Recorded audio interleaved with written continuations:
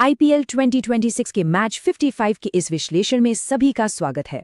आज हम डेटा पर आधारित एक ऐसी स्ट्रेटजी गाइड पर बात करने वाले हैं जो हर फैंटेसी क्रिकेट मैनेजर के लिए बिल्कुल गेम चेंजर साबित होने वाली है। यहाँ कोई हवाई बातें नहीं होंगी, सिर्फ फैक्ट्स और सॉलिड स्टैट्स के जरिए हम इस मैच का पूरा कच्चा चिट्ठा खोलेंगे। तो चलिए शुरू करते हैं। ओके, चलिए सीधे इस मुद्दे पर आते हैं। पिछली बार जब ये दोनों टीम्स आमने सामने आई थी ना, तब उस हिस्टोरिक 264 रन चेस का एक अलग ही बकाल था, एकदम इनसेन। लेकिन बड़ा सवाल ये है कि क्या वही पुरानी ग्लोरी आज के मैच का नतीजा तय करेगी? सच कहूं तो उस हिस्टोरिक चेस की हाइप और आज इन दोनों टीम्स की करंट फॉर्म के बीच में जमीन आसमान का फर्क है। तो आज के इस विश्लेषण का रोड मैप कुछ इस तरह रहेगा। पहला, हाइप बनाम हकीकत। दूसरा, धर्मशाला की पिच और बोलर्स। तीसरा, मैसिव फील्डिंग और फॉर्म फ्लॉज। और चौथा, crucial head to head matchups. इन प्री कंसीव्ड नोशंस को डेटा के साथ तोड़ना ही आज एक विनिंग फैंटेसी रोस्टर बनाने की सबसे बड़ी चाबी है। आगे बढ़ते हैं। तो शुरुआत करते हैं सेक्शन 1 से, hype versus harsh reality, unmasking the current team forms. देखिए, एक तरफ तो वो पुरानी हिस्टोरिक हाइप है, उस शानदार ऑलमोस्ट अनबिलीवेबल 264 रन चेज की। लेकिन दूसरी तरफ कड़वी सच्चाई ये है कि पंजाब किंग्स और दिल्ली कैपिटल्स दोनों ही बुरी तरह लगातार 3 मैचेस हारकर यहां पहुंची हैं। पुराने मैचेस की हाइप पर ब्लाइंडली भरोसा करना एक बहुत बड़ा ट्रैप हो सकता है। असलियत यह है कि दोनों टीम्स पिच पर ग्लेयरिंग स्क्वाड होल्स और एक लंबा लूजिंग स्ट्रीक लेकर उतर रही हैं। अब आते हैं सेक्शन 2 पर, धर्मशाला पिच एंड बोलर्स, और ये देखना कि सरफेस कंडीशंस फैंटेसी वैल्यू को कैसे डिक्टेट करती हैं। तो ग्राउंड का हाल क्या है? धर्मशाला के इस स्टेडियम पर एवरेज स्कोर लगभग 170 से 185 रन्स के बीच झूलता है।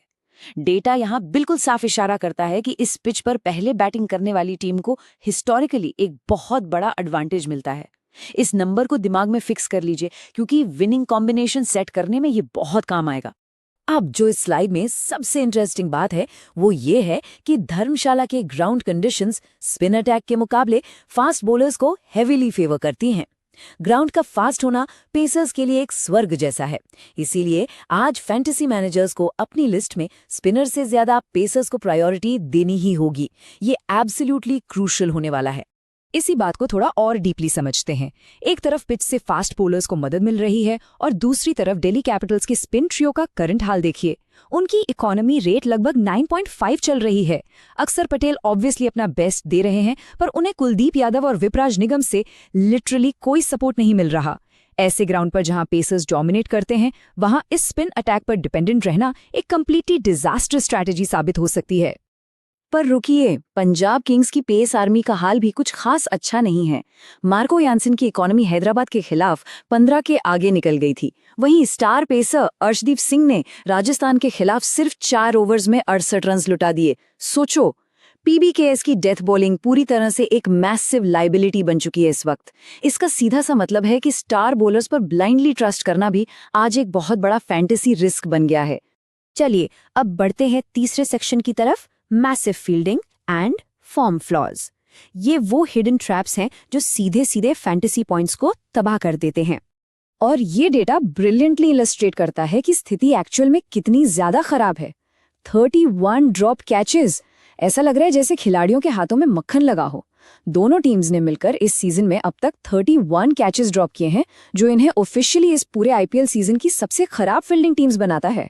नो वे!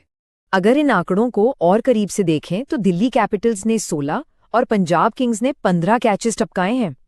ये जो फील्डिंग वॉलेटिलिटी है ना, ये पॉइंट्स प्रिडिक्टेबिलिटी को कंप्लीटली डिस्ट्रॉय कर देती है। जरा सोचिए, बैटर्स को अचानक से अनएक्सपेक्टेड लाइफलाइंस मिल जाती हैं और अच्छी बॉलिंग करने के बावजूद बॉलर्स अपने हार्ड अर्न्ड विकेट से हाथ धो बैठते हैं। फैंटेसी वैल्यू के लिए ये किसी नाइटमेयर से कम नहीं है। और अब इस शॉकिंग स्पेसिफिक स्टैटिस्टिक पर नजर डालिए। पंजाब किंग्स के middle order batter Shashank Singh ने अकेले ही 6 कैचेस ड्रॉप किए हैं, सिर्फ एक प्लेयर और 6 ड्रॉप्स। ये नंबर एब्सोल्युटली पुख्ता करता है कि फील्डिंग ब्लंडर्स पीबीकेएस के लिए एक्चुअली कितनी बड़ी लाइबिलिटी बन चुकी हैं। तो यहाँ क्रूशियल पॉइंट ये है कि पंजाब किंग्स का टॉप ऑर्डर पूरी तरह से कोलैप्स हो चुका है। प्रियांश आर्या ने लास्ट 3 मैचेस में सिर्फ 45 रन्स बनाए हैं। प्रभसिमरन सिंह भी एक हाफ सेंचुरी के अलावा पूरे टाइम स्ट्रगल ही करते दिखे हैं। और टीम के कैप्टन द सरपंच श्रेयस अय्यर, उन्होंने क्रूशल नंबर 4 स्पॉट पर पिछले 3 मैचेस में सिर्फ 54 रन्स का योगदान दिया है। ऊपर से शशांक सिंह का एवरेज तो 25 से भी नीचे गिर चुका है। बड़े नाम होने के बावजूद इनकी फॉर्म फिलहाल एकदम ठंडी पड़ी है। और ऐसा नहीं है कि दिल्ली कैपिटल्स की बैटिंग कोई झंडे गाड़ रही है, उनके लाइनअप में भी पैरेलल फ्लॉज साफ साफ दिख रहे हैं। अगर सिर्फ केएल राहुल के भारी स्कोर्स को साइड में रख दे तो उनका पूरा टॉप ऑर्डर आश्चर्यजनक रूप से इनकंसिस्टेंट है।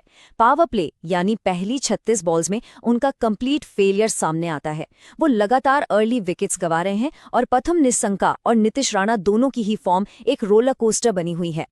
अगर लगता है कि दिल्ली के बॉलर्स कुछ चमत्कार करेंगे तो इस नंबर को देखिए, 29। कुलदीप यादव इस वक्त शायद अपने करियर के सबसे खराब सीजन से गुजर रहे हैं। वो ऑलरेडी इस सीजन में एक शॉकिंग 29 सिक्सेस खा चुके हैं। पूरा का पूरा एक टूर्नामेंट का कोटा लग रहा है ये। चलिए आगे बढ़ते हैं और देखते हैं कि ये कैसे बिल्ड होता है हमारे चौथे और आखिरी सेक्शन में, crucial head to head matchups, जो final data driven roster selections में हमारी मदद करेगा। सबसे पहले इस अहम मैचअप को एनालाइज करते हैं।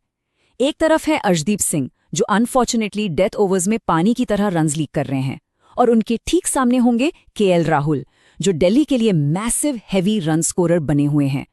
अर्शदीप की ऐसी पुअर फॉर्म एक हैवी स्कोरर के सामने डेफिनेटली एक बहुत बड़ा रिस्क पैदा करती है, लेकिन अगर उन्हें राहुल का बड़ा विकेट मिल गया तो उनका रिवॉर्ड भी उतना ही ज्यादा ह्यूज हो सकता है। High risk high reward. दूसरी बैटल भी कम दिलचस्प नहीं है। एक तरफ है struggling DC spinner Kuldeep Yadav, जिन्होंने वही 29 सिक्सेस दिए हैं, और दूसरी तरफ है out of form PBKS captain Shreyas Iyer. ये दोनों ही अंडर परफॉर्मिंग स्टार्स की आमने सामने की जंग है, जहां दोनों को ही एक सॉलिड ब्रेक थ्रू की डेस्परेट जरूरत है। देखना होगा कि इनमें से कौन आज बाउंस बैक करता है। तो इस पूरे विश्लेषण को समअप करें तो एक बात बिल्कुल क्लियर निकल कर आती है। धर्मशाला पिच पर टॉस इनक्रेडिबली क्रूशल होने वाला है, और चीजें इस बात पर बहुत डिपेंड करेंगी कि पहले बल्लेबाजी कौन करता है। इसलिए आखिरी रोस्टर तैयार करने से पहले टॉस के नतीजे का इंतजार करना ही सबसे समझदारी का फैसला होगा। ये आंकड़े और कंडीशंस ही आज विनिंग स्ट्रैटेजीज का बेस बनेंगे। तो अब सबसे बड़ा सवाल यही रह जाता है, क्या टॉस का एक छोटा सा सिक्का इन दोनों बड़ी टीम्स के इन सारे खराब आंकड़ों को आज पूरी तरह से गलत साबित कर देगा? ये जानने के लिए इंतजार रहेगा फाइनल अपडेट का।